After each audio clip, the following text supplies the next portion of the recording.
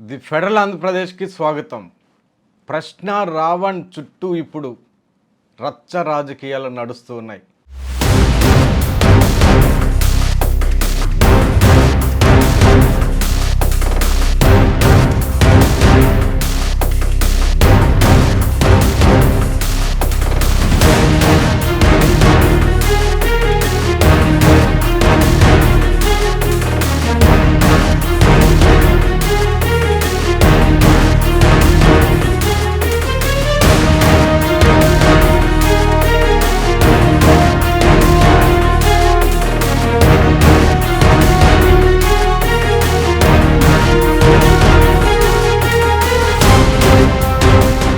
అధికారంలో ఉన్నటువంటి కూటమి పార్టీలు, వైసీపీ పార్టీ, ఈ నాలుగింటి మధ్య బీభత్సమైనటువంటి భయంకరమైనటువంటి ఎవరు ఊహించని రీతిలో రాజకీయాలు నడుస్తున్నాయి. సామాన్య ప్రజలు సైతం ముక్కున వేలేసుకునే విధంగా ఈ నీచ రాజకీయాలు ఏంటి అన్న చర్చ అయితే క్షేత్రస్థాయిలో వినిపిస్తోంది.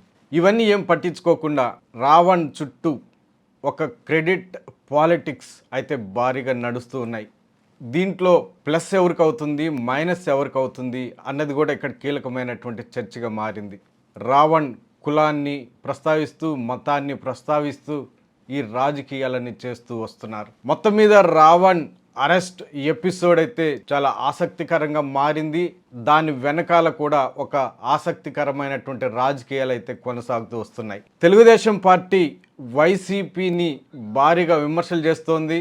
ప్రశ్న రావణ్ వెనకాల వైఎస్ఆర్ కాంగ్రెస్ పార్టీ ఉంది.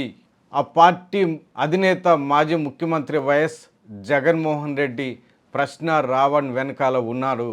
వాళ్ళ ఫండింగ్ వల్లే ప్రశ్న ఛానల్ని, ప్రశ్న యూట్యూబ్ ఛానల్ని రావణ్ నడిపిస్తున్నారు అని తెలుగుదేశం పార్టీ నాయకులు, మంత్రులు అందరూ భారీగా విమర్శలు అయితే కురిపిస్తున్నారు.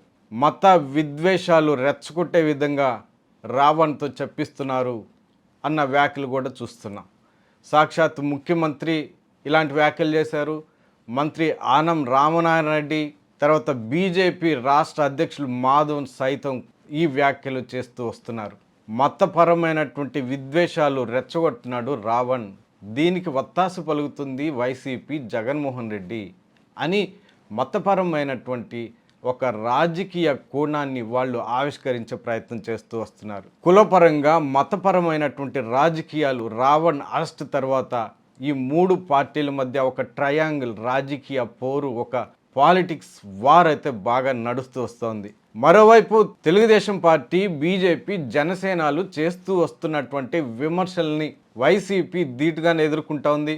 వైసీపీకి ప్రశ్న రావణ్కి ఎలాంటి సంబంధం లేదు అని మాజీ మంత్రులు పెద్దిరెడ్డి, కొడాలి నాని స్పష్టం చేశారు. ఇప్పటికే చాలామంది వైసీపీ నాయకులు దీన్ని స్పష్టం చేస్తూ వస్తున్నారు. ప్రశ్నకి వైసీపీకి ఎలాంటి సంబంధం లేదు అని చెప్తూ వస్తున్నారు. మరోవైపు రావణ్ అరెస్ట్ని అయితే ఆ పార్టీ తీవ్రంగానే ఖండించింది. జగన్మోహన్ రెడ్డి కూడా తీవ్రంగానే ఖండించారు. అయితే తెలుగుదేశం పార్టీ, కూటమి పార్టీలు కావాలని రావణ్ అడ్డం పెట్టుకుని రాజకీయాలు చేస్తున్నారు.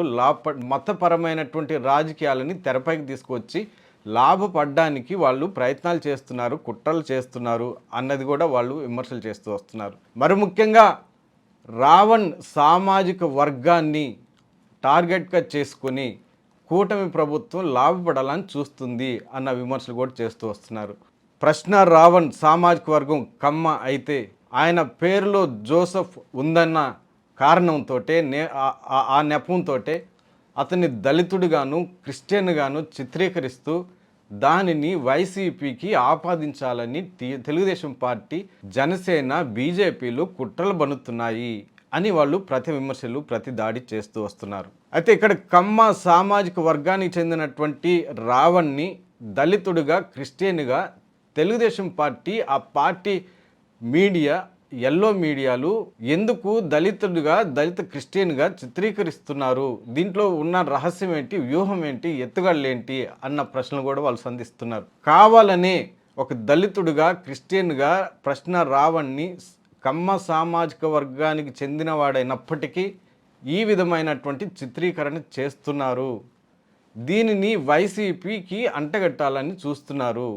దీనిని ప్రజలు గమనిస్తున్నారు అంటూ వైసీపీ నాయకులు ప్రతి విమర్శలు, ప్రతి దాడి చేస్తూ వస్తున్నారు. తెలుగుదేశం పార్టీ, జనసేన పార్టీ బీజేపీలు మతపరమైనటువంటి అంశాలను తీసుకొచ్చి వైసీపీకి ఆపాదించే ప్రయత్నం చేస్తూ వస్తుంటే వైసీపీ ఆ పార్టీ నాయకులు కులపరమైనటువంటి అంశాలను తీసుకొచ్చి తెలుగుదేశం పార్టీకి ఆపాదించాలని చూస్తుంది అన్న కీలకమైన చర్చ కూడా ఇక్కడ వినిపిస్తోంది. మరోవైపు ప్రశ్న రావణ్ కానీ ఆయన చేసిన వీడియోల్లో ఆయన చాలా స్పష్టంగా క్లియర్గా తన వైఖరిని స్పష్టం చేశారు అన్న చర్చ కూడా ఇక్కడ ఉంది. తాను ఏ పార్టీకి చెందిన వ్యక్తిని కానని, తాను మతాలకు చాలా దూరంగా ఉంటానని, మతపరమైనటువంటి విద్వేషాలు రెచ్చగొట్టే ఆలోచన తనది కాదని, మతాల మధ్య చిచ్చు పెట్టే వాళ్ళని నేను వదిలిపెట్టను అని తాను ఒక నాస్తికుడు గని ఇవన్నీ ఆయన క్లియర్ కట్గానే చెప్పుకుంటూ వచ్చారు.